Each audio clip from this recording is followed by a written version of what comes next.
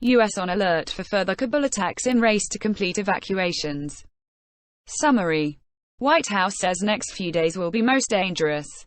About 111,000 evacuated in past 2 weeks, U.S. says. WHO hopes to set up aid air bridge into Mazar-i-Sharif. August 27, Reuters, U.S. forces helping evacuate Afghans desperate to flee Taliban rule were on alert for more attacks on Friday after an Islamic State suicide bombing outside Kabul airport killed at least 92 people, including 13 U.S. service members. The White House said the next few days of an ongoing U.S. evacuation operation that the Pentagon said has taken about 111,000 people out of Afghanistan in the past 2 weeks are likely to be the most dangerous. Pentagon spokesman John Kirby said the United States believes there are still specific, credible threats against the airport after the bombing at one of its gates. We certainly are prepared and would expect future attempts, Kirby told reporters in Washington. We're monitoring these threats, very, very specifically, virtually in real time. Graphic, where bombers struck the Kabul International Airport. U.S. and allied forces are racing to complete evacuations of their citizens and vulnerable Afghans and to withdraw from Afghanistan by an August 31 deadline set by President Joe Biden after 2 decades of American military presence there. NATO allies struggle to keep Kabul airport open for aid after withdrawal. https://t.co/ovtetgongpic.twitter.com/ray5xigf. August 27, 2021. Loading. About 4,200 people were evacuated from Kabul during a 12-hour period on Friday, the White House said. Earlier in the day, U.S. officials said a total of approximately 5,100 Americans had been evacuated, with about 500 more waiting to leave. While thousands have been evacuated, they are far outnumbered by those who could not get out. Some U.S. media, including the New York Times, cited local health officials as saying up to 170 people, not including the U.S. troops, were killed in Thursday's attack. Throngs of people have gathered outside the airport to try to get onto evacuation flights since the Taliban took control of Afghanistan on August 15. The attack was the deadliest incident for U.S. troops in Afghanistan in a decade. Taliban forces have taken up positions in Kabul airport and are ready to take full control as early as this weekend, as soon as U.S. forces leave, 2 senior Taliban figures said.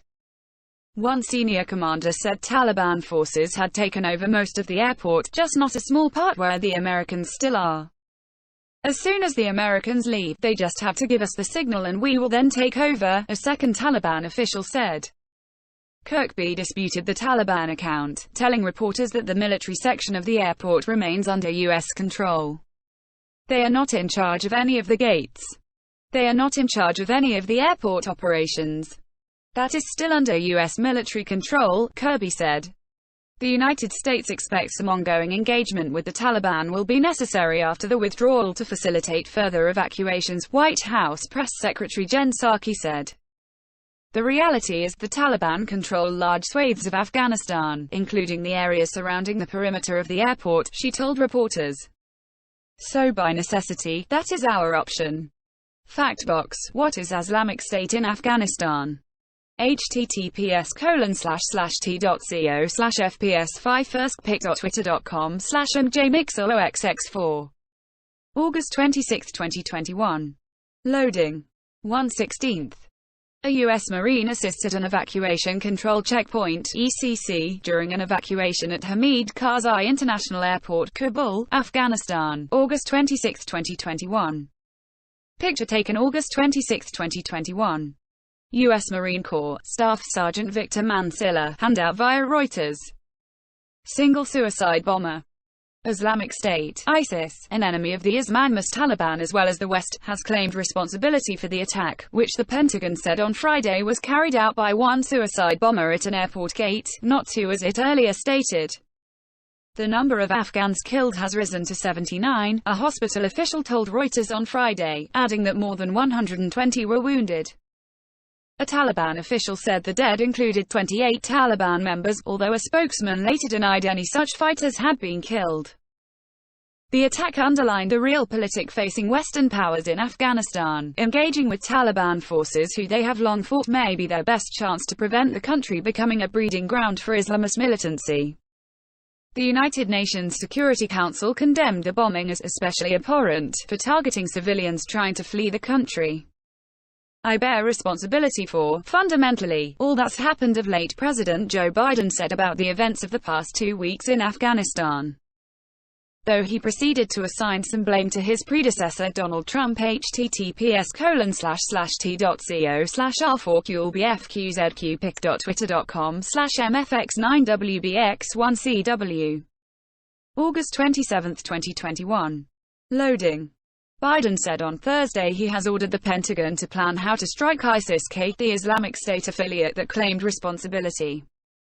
Asked on Friday if Biden sought to capture and put on trial those responsible, Psaki said, "I think he made it clear yesterday that he does not want them to live on the earth anymore." Biden was already facing strong criticism at home and abroad for the chaos surrounding the troop withdrawal and evacuations.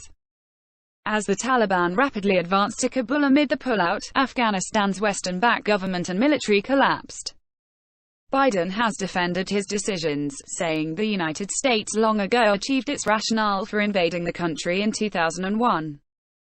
Australia has stopped evacuation flights from Afghanistan after Islamic State suicide bombers killed scores of civilians and at least 13 U.S. military personnel in attacks outside the airport in Kabul. Prime Minister Scott Morrison said https://t.co/vxgdb7x73apic.twitter.com/dmgmth3xvv. August 27, 2021. Loading. Most of the more than 20 allied countries involved in airlifting Afghans and their own citizens out of Kabul said they had completed evacuations by Friday. The Taliban said that Afghans with valid documents would be able to travel freely in future at any time. Comments aimed at calming fears that the movement planned harsh restrictions. Taliban guards blocked access to the airport on Friday, witnesses said. "We had a flight but the situation is very tough and the roads are blocked," said one man on an approach road. Medical supplies will run out within days in Afghanistan, the World Health Organization said, adding that it hopes to establish an air bridge into the northern city of Mazar-i-Sharif with the help of Pakistan. Pakistani officials told Reuters that at the Torkham border crossing, Pakistani security forces had opened fire on a group of people trying to illegally enter Pakistan, adding that 2 Afghans were killed and 2 wounded. Up to 500,000 Afghans could flee their homeland by year-end, the UN refugee agency UNHCR said, appealing to all neighboring countries to keep their borders open. There are also growing worries Afghans will face a humanitarian emergency with the coronavirus spreading and shortages of food and medical supplies looming. The Taliban have asked all women healthcare workers to return to work, a spokesman said, as trained and educated Afghans flee the country. Reporting by Reuters Bureau, writing by Stephen Coates, Mark Heinrich, Hugh Lawson and James Oliphant, editing by Simon Cameron Moore, Francis Kerry, Will Dunham and Daniel Wallace. Our standards, the Thomson Reuters Trust Principles. Read next. U.S. administers 366.8 ml doses of COVID-19 vaccines, CDC. Sign up for our newsletter. Subscribe for our daily curated newsletter to receive the latest exclusive Reuters coverage delivered to your inbox.